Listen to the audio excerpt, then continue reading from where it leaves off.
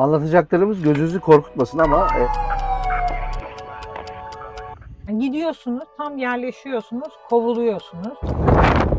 adam diyor ki ya işte biz 20 gündür burayı sevdik ya, burası güzel. Bir 3-5 gün daha kalırız herhalde falan diyor. Sistemi var arabasında, karavanında. Açıyor. Herkes koy onu mu dinleyecek mesela? Cama vuruyorlar falan yani. Diyordu Ha, bize, salladılar bile. sallıyordu. Bize de çuval hızı batıralım mı karavancılar? Bakın. Videoya geçmeden kanalımıza abone olmayı unutmayın. Yorumlarda buluşalım. Keyifli seyirler. Selamlar iki tek kişinin çok kişilik ailesi. Bugünkü bölümde ne konuşacağız hayatım? Bugünkü bölümde karavanın zorluklarını konuşacağız. Evet. Gerçekleri konuşacağız, zorlukları konuşacağız hayatım. Başlık başlık karavan zorluklarını sizlerle paylaşacağız. Eğer sizin de bunları da eklemeniz lazım, işte bunlar da bizim için zor diye söyleyeceğiniz şeyler varsa lütfen yorumlar bölümüne yazmayı unutmayın. Biz başlık başlık gideceğiz. Hep güzelliklerinden bahsetmek olmaz diye düşündük. Karavan almak isteyenlere de bir fikir olması açısından böyle bir bölüm çekmeye karar verdik. Anlatacaklarımız gözünüzü korkutmasın ama karavan hayatına başlarken bu söylediğimiz maddelere dikkat etmeniz için önemli. Yoksa yılgınlık başlayabilir, beklentinizi karşılamayabilir. Yani öyle lay lay lom bir hayat olmayabilir. Evet, bilerek yola çıkmanız açısından Evet. İnşallah size de katkısı olur. Başlayalım mı? Başlayalım. Başlayalım. Birinci madde, birinci konu, birinci zorluk. Neyse artık. Yer bulma. Yer bulma. Oo, hadi bakalım. Yer bulma gerçekten büyük bir sorun. Özellikle yaz aylarında. Yani gidiyorsunuz, tam yerleşiyorsunuz, kovuluyorsunuz. Buna bir çözüm bulunmalı diye düşünüyorum. Sonuçta hani bu ülkede karavan ticareti yapılıyor. Yeteri kadar da kamp alanı maalesef yok. Yani kamp alanlarında şöyle bir durum söz konusu. Şimdi karavanın var. Aslında hani karavan yani kamp alanına sen mecbur değilsin. Ama senden o kadar çok para alıyorlar ki kişi başı alıyorlar. Bu da seni oralardan uzaklaştırıyor. Tabii yani daha çok insanların bilmediği, gitmediği yerlere gitmek istiyorsunuz. Tabii yaz aylarında Çağla'nın dediği gibi bu tarz yerleri bulmak çok zor. O yüzden kalacak yer gerçekten geçen yaz problemdi. Birkaç yerden biz hani kovulduk diyelim, hani gönderildik Aynen. diyelim. Genellikle kibarca bunu söylediler Evet. ama yani neticede oradan gitmemizi istediler mi? İstediler. Çağla'nın da dediğine katılıyorum. Şimdi kamp alanları bence yaygınlaştırılmalı ama kamp alanlarındaki fiyat uygulamaları da otel fiyatları gibi olmamalı. Evet. Yani ben bunu altını çizerek söylemek istiyorum. Yani bu sefer adamlar şimdi kamp alanına sizi zorunlu olarak yönlendiriyorlar o bölgelerde ama o bölgelerdeki kamp alanları da çok da insaflı değil. Bir otomobille girişin 3 katı 4 katı artı kişi başına bir şekilde size tarife uygulayabiliyorlar. Gerçekten hani bizi tatillerimizde çok zorlayan bir konu oldu yer bulma sorunu. Bunu bilerek yola çıkmanızı tavsiye ederiz. İnşallah ülkemizde de kamp karavan alanları çoğalır. Uygun fiyatlı. Herkesin tercihi, önceliği o yerler olur diye umuyorum. Biraz böyle bize de çuval hızı batıralım mı karavancılara? Bakalım. Şimdi ücretsiz yerlere gidildiğinde ne gibi bir sorun oluyor kalacak yerde? Şöyle sorun oluyor birincisi. Gittiğiniz yerdeki insanlar uzun zamandır orada yaşıyor olabiliyorlar. Yani adam 25. gününde diyoruz ki ne zaman çıkacaksınız? Yani yakın zamanda çıkacak mısınız? İşte soruyoruz orada bazen işte nasıl yapıyoruz? Alana gitmeden önce ben yürüyerek gidiyorum. Bir selam veriyorum. Merhaba diyorum. Yakın zamanda gidecek olan var mı gibilerinden bir soruyorum. Adam diyor ki ya işte biz 20 gündür burayı sevdik ya. Burası güzel. Bir 3-5 gün daha kalırız herhalde falan diyor şimdi. Sen zaten orada 20 gün durmuşsun. Yani karavancılığın mantığı bir yerde 20-25 gün durmak değil ki yani, değil mi? Bu motokaravan oluyor, çekme karavan da oluyor. Özellikle çekme karavanları da daha fazla oluyor. Tenzih ederek söylüyorum. Gezgin, mobiliteyi seven, karavan kafasında olan arkadaşları tenzih ediyorum ama bu tarz durumlarda yaşayabiliyoruz. Burada şunu eklemek istiyorum. Belki de o insanlar şu yüzden. Hani sürekli oradan buradan kovdukları için kovulmadıkları bir yer bulduklarında Ha, evet. orada o yüzden o kadar uzun süre kalıyor da olabilirler. Evet, o açıdan baktığımız zaman da Ha, evet doğru. bu açıda olanlar da var. Çünkü gerçekten yaz aylarında çok büyük sıkıntı. Evet, Ondan dolayı olabilir. Yer bulma problemi gün geçtikçe bence daha da artacak. evet. İnşallah bu durum en kısa zamanda çözülür. Doğanın rahatlıkla tadını çıkartırız. Gittiğimiz yerlerden kovulmak istemiyoruz işin açıkçası. Zaten kısıtlı bir zaman diliminde tatil ediyoruz. Onda da keyifle o doğayı gözlemlemek, tadını çıkarmak istiyoruz. Evet. O zaman herkesin birbirini anlayacağı şekilde bir tatil olsun diyelim. Bir sonraki konuya geçelim. O zaman ikinci başlığımız karavanda tuvalet ve çamaşır meselesi. İlk hangisiyle başlayalım? Valla en çok seni hangisi zorluyorsa onunla başlayalım. Bence çamaşır. Tabii çamaşır seni. Beni en çok Diğerlerini ben çamaşır hallediyorum. zorluyor. Beni en çok çamaşır Evet. zorluyor. Çamaşır zorluyor. Şöyle çamaşır makinemiz var. Evet. Ufak bir çamaşır makinemiz var. Ama yani onu da öyle çok kullanmadık işin 2-3 açıkçasında. kiloluk bir şey alıyor maksimum. Genellikle elle yıkamayı tercih Evet. ettik. Yani çok büyük bir sorun bence çamaşır. Evet. Uzun süre hani tatil yapacaksan sonra 15 gün gideceksen yığ şey yap. Eve götür yıka. Evet. Ama biz ikimiz de öğretmen olduğumuz için hani 40 gün falan tatilimiz var. Yani 40 gün onları biriktiremiyorsun. Evet. Mecbur yıkıyorsun. Elinde yıkıyorsun. Aslında hani bir yere gidip bu otellerde falan filan da ücretli yıkanıyormuş galiba ama Evet, biz hiç, çamaşırhaneler de var da bazı yerlerde. evet, biz hiç öyle yapmadık. Çamaşır beni yoruyor. Bir şey anlatmak istiyorum. Bir kere de biz karavanın camlarını açık bırakmıştık. Her şey Gece. tertemizdi yani. Her şey tertemiz. Yeni hani gelmiştik kalacağımız yere. Memleketten gelmiştik. Her şeyi de yıkamışım. Neyse uzatmayayım. Camlar açıkmış. Her yer toprak oldu. Tabii biz gece görmedik. Toz, toprak, arabanın içi dolmuş. Her yer batmıştı. Gece vardığımızda her şeyi öğrendik. Çok feciydi. Sonra Kemal onların hepsini elinde yıkadı falan filan. Evet. Aynen öyle, bu gördüğünüz gibi işte elimizde yıkadık. Böyle tabiri caizse bir an böyle şey gibi olduk. Gece kondu gibi oldu. Evet, evet. Şey yani karavanın etrafı, su aldığımız yerdeki o çamaşır asmalar falan bayağı bir maceralıydı ama ciddi anlamda gerçekten sorun. Yani bu durumda ne yapacaksınız? Ya bir çamaşırhaneye getirip yıkacaksınız ya da adam gibi bir tane çamaşır makinesi araca koyacaksınız Evet. diye düşünüyorum. Ya da daha az kirleteceksiniz. Çağla bence bu temizlik konusunda çok çok hassas olduğu için bir şeyi hemen anında değiştirir, yıkar falan. O yüzden bu konuda biraz zorlanıyoruz ama en çok da Çağla zorlanıyor. Evet, zorlanıyor. Ha, yani onu söyleyelim. Ya, yıkamayı seviyorum. Evet, yıkıyor yani. Yıkamayı çok seviyorum ya. Şimdi- Ekip işi oldu hep beraber. Benim çamaşırlarımı derdine düşürdü. Yıkıyor yani. Yıkamayı çok seviyorum ya. Şimdi o zaman gelelim şeye, tuvalet meselesine. Tuvalet meselesi şu. Şimdi biz haftada ne kadar kilo yapıyoruz falan diyormuşum, oluyor. Tuvaletimizi rahat rahat istediğimiz yerde boşaltabiliyor muyuz? Bu konuyla ilgili sıkıntılar neler? Hadi bakalım bunu anlat. Bir haftada 2 boşaltıyoruz diye düşünüyorum. Evet. Doğru. Yani boşaltmak iğrenç bir şey. Bir kere yaptım. Daha da yapmayı düşünmüyorum. Yani Bir kere mi, 2 kere iki mi? kere yaptın toplamda. 2 kere yaptın çünkü ben yokken o bir Evet, haftalık daha süreçte yokken. yaptın. Her iş geliyor ama Bu vallahi iş bu iş gelmeseydi. gelmiyordu. Keşke gelmeseydi. Allah'ım inşallah yanlış bir şey olmaz. Teşekkür ederim. Aa. Allah.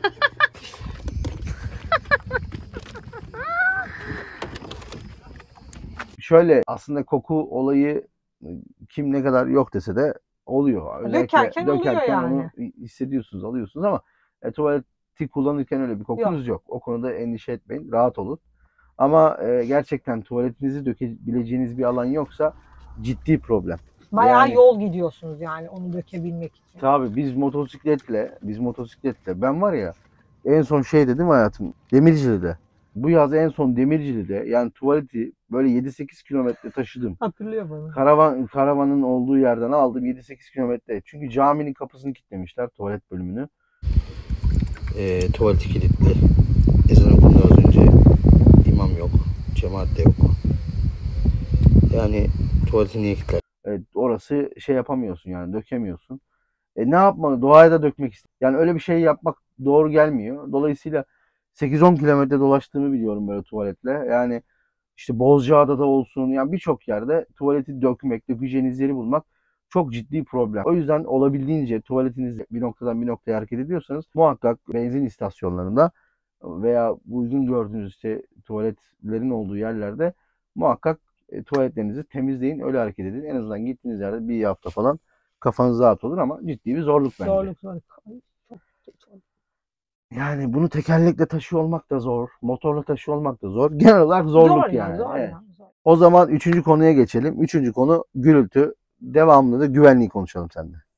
Gürültü gerçekten arası çok can sıkıyor. Biz bu yaz demirciliğe gitmiştik.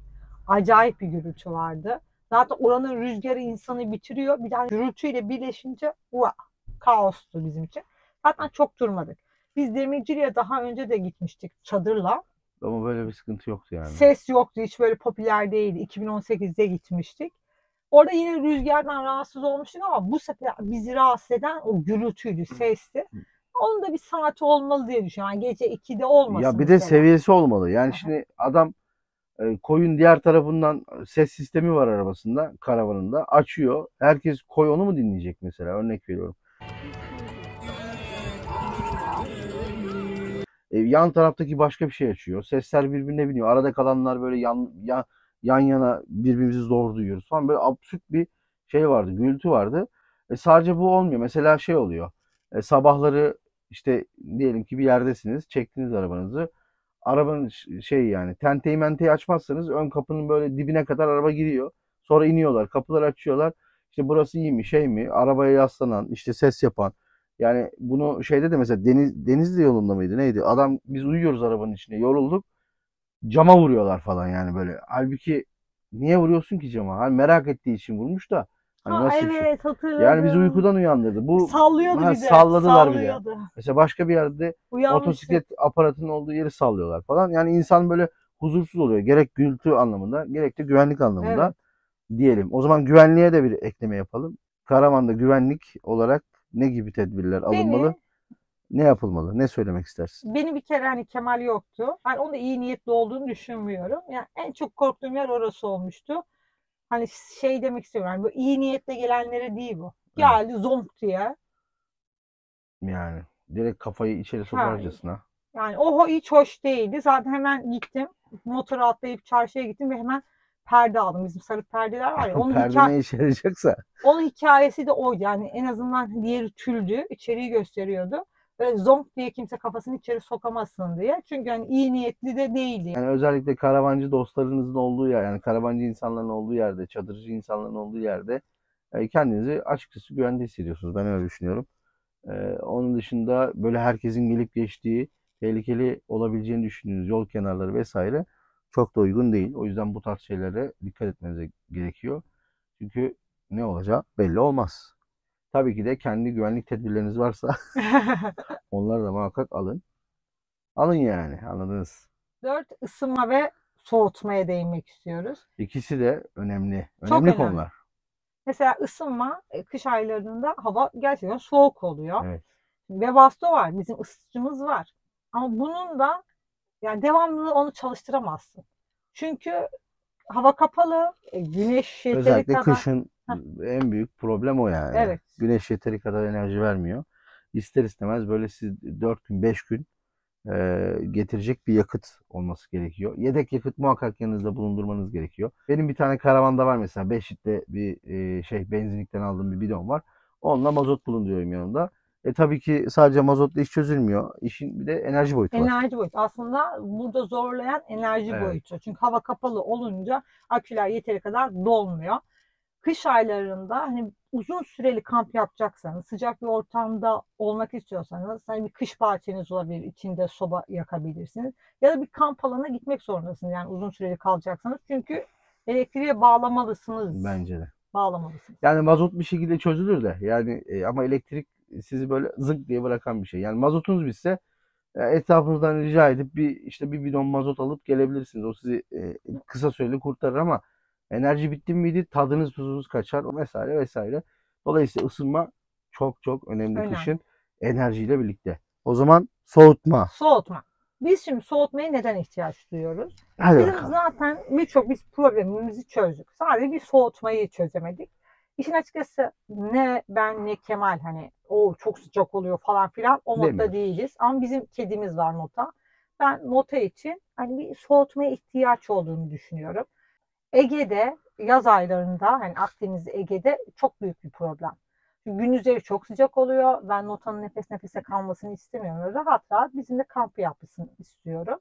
O yüzden bir soğutmaya ihtiyaç duyuyoruz. Bu da hani evcil hayvanımız olduğu için. Şöyle ben eklemeler yapayım. Bizim karavanın dış kabuğu yani üst taraf falan fiber olduğu için öyle ciddi anlamda yani bizi Çağla'yla beni rahatsız edecek bir sıcaklık yok. Yalıtım gayet güzel. Bir de fiber olmasından dolayı diğer araçlardaki sac yapıya göre daha az ısınıyor. O yüzden avantajlıyız. Biz insan olarak öyle bir soğutma ihtiyacımız, talebimiz olmuyor. Camlarımızı açtığımız zaman efil efil bizim için. Çok rahat uyunuyor. Vallahi ben çok güzel uyuyorum Gece yazın. problem yok.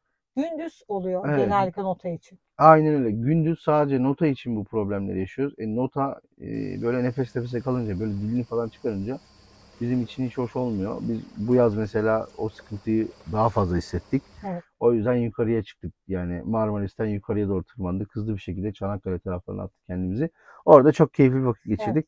Nota da çok mutluydu orada. Yani en mutlu olduğu yerlerden bir tanesiydi Evet, bu evet. yaz tatilinde. Biraz da teknik bir şey söyleyeyim. 220 klimalar var böyle tavana takılan. Biz Hakan abinin arabasına taktık mesela, biz biliyorsunuz Hakan abiyi. Taktık ama onun enerji sistemi gayet güzel, yeterli. Ama diyor ki işte Kemal mesela belli bir süre sonra evet enerji ihtiyacın olabilir. Yani çok da böyle nasıl diyeyim uzun süreli kullanmaya gelmiyor. O da Webasto gibi. Hani onu da sürekli açabilmek için yani aracı, Hı hı. karavanı bir prize takacaksın yani Evet elektriğe yani takman gerek. ihtiyaç doğrultusunda bir prize bir şeye takmak, destek almak gerekiyor. Öteki türlü full böyle klima açayım, içeride durayım, nasıl güneş falan hikaye. 12 volt klimalar var. Belki onlar biraz daha az tüketim yapar.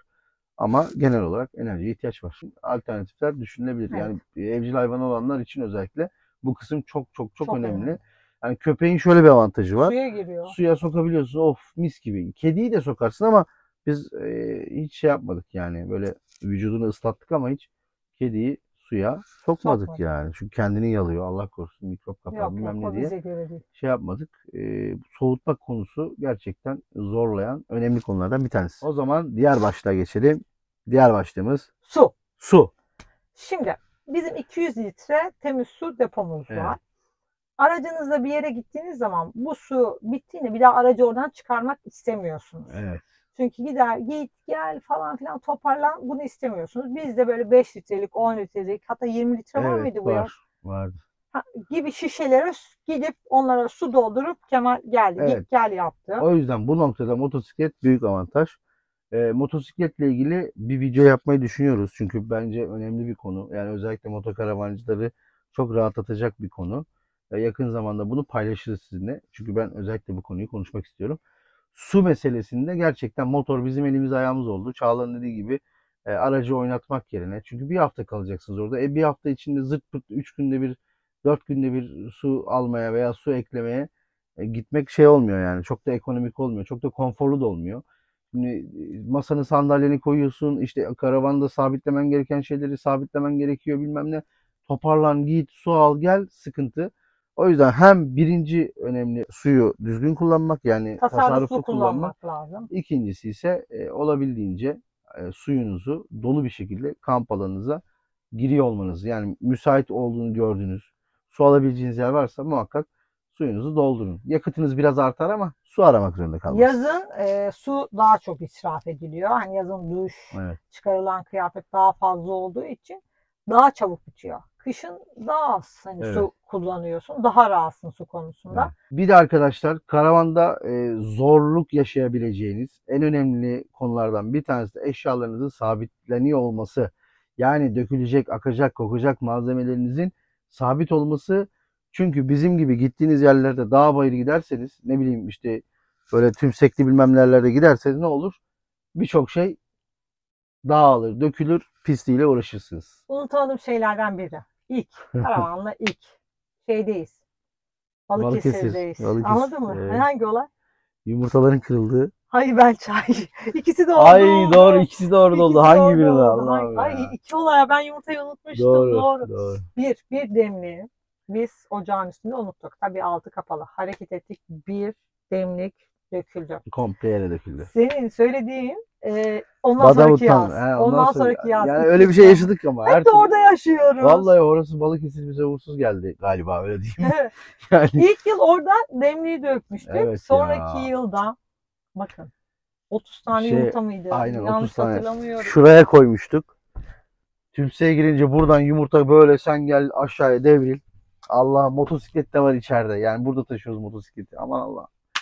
O yumurta kokusu çıkmadı. Her yeri sildik ertesi gün bilmem ne. Biz O akşam da sildik ama Biz o akşam temizlediğimizi zannetmişiz. temizlediğimizi zannetmişiz. Aslında neler varmış? Yani karavandaki malzemelerinizi sabitleyin. Biz bununla ilgili hem short bölümüne hem de Instagram'a karavanda böyle akmayacak, kokmayacak malzemelerin olduğu kablar var. O kabları linkledik. İsterseniz Instagram profilinize gelin oradan bakıp kesinlikle tavsiye ediyoruz. Evet, kaplarımıza bir şey olmadı ama tuvaletimizin kapağı darbeler sonucunda kırıldı. Bu dolap açıldı, her şey döküldü ama kapaklar açılmadığı için onu temizlemekle uğraşmadık. Yani ondan Evet yırttık. ya. Siz olun, her şeyinizi sabitleyin. Sabitlemek de insanı yoruyor. Hayırlısı değil. Ben o zaman size bir farklı zorluktan daha bahsetmek istiyorum. Toparlanma ve kurulma olayı. Yani bir yere gittiniz, masanızı, sandalyenizi koydunuz, işte kalacaksınız ve bir yere gitmeniz gerekiyor. Bu toparlanma meselesi çok önemli. Bir de kurulma meselesi de önemli. Yani tek başına veya işte bütün gün böyle karavanda yerleşip oh be deyip akşam anca kahve içip yerleştim diyen insanlar oluyor. O yüzden gerçekten toplanması, kurulması da bence bir dert. Yani Çok yayılmamak lazım. tabii. Kışın diyorsun kış bahçesi kurayım. Kuruyorsun ama Yorucu yani aslına bakarsanız. nasıl yorucu olmaz? Sen orada bir hafta kalacaksan yorucu olmaz. Ama sen şimdi Cuma akşamı gidiyorsun, cumartesi sabah kuruyorsun, Kış pazar bahçesi kur, sobayı bilmem toparlanıyorsun. ne çok zor ya. Olmaz yani, anladınız bizim ne demek istediğimizi. Çok da yayılmamak lazım. Bakın biz yol aldıkça eşyalardan da kurtulduk. Emin olun bu yıl da kurtulacağımız birçok eşya çıkacak. Çok eşya da sıkıntı. O yüzden toplanma, yüklenme konusundaki en önemli meselelerden bir tanesi eşyalarınızı olabildiğince az tutmanız ve yani her an gidecekmişiz gibi yerleşmek. O önemli. Kış bahçesini kur, sobayı kur bilmem ne gerçekten çok keyifli ama 2-3 gün için insanı yorabiliyor. Onun dışında şemsiyen ayrı, şezlongun ayrı, bilmem neyin ayrı. Onlara da gerek yok. Bir masa sandalye ya. Valla masanın Ama sandalyesini koyun. şezlong da güzel olur ya. Ondan sonra öyle. Ama gerçekten ilk başlarda şezlongumuz ayrı, sandalyemiz ayrı. Şimdi öyle bir şey yok. Şimdi Çağla belinden dolayı bir tane şezlongu var. Onu alıyoruz. Bir de sandalyelerimizi alıyoruz. O Daha kadar. azalttık. Toplanma, yüklenme meselesinde de buna dikkat etmek lazım. Ama şimdi bizim çocuk olacağı için biz fazlalaşacağız ki. İşte çocuğun arabasıdır, odur budur. Fazla. Tabii karavanda birçok şey azaltacağız. Neyse biz aile meselelerini kendi aramızda konuşalım. Hallederiz. Bizim karavan hayatıyla ilgili anlattıklarımızın dışında merak ettiğiniz, bak şuna değinmediniz dediğiniz yerler varsa muhakkak aşağıya yorumlar kısmına yazın. Biz de bir sonraki bölümde eğer tekrardan bu konuyu konuşursak sizin yorumlarınızdan da yola çıkarak bu konuya değinmiş oluruz. O konulara değinmiş oluruz. Bir de hani karavanda öyle otel mantığı yok. Sabah kahvaltı, öğle yemeği, akşam yemeği. Evet. Yani bir de bu da var yani. Bulaşık meselesi. Artık bulaşıkları Kemal yıkıyor. Evet, Yazları, yazın ayları Kemal yıkıyor. Kışın şöyle bir iş bölümü var aramızda. Kışın o dışarıyla ilgileniyor. Ben hani Kış yemek, bahçesi, bilmem ne öyle şeyler. içmek falan o kısımdayım. Ama yazları hani o bulaşıkları yıkıyor. Ben yemeği ayarlıyorum. Yemek de aslında biraz ara sıra dert olabiliyor işte. Sabah düşün, akşam yani. öğleyin. Böyle ev düzer gibi Çağla bardaktı, tabaktı, çanaktı hepsini koymuş. Ah, kafama taş geldi.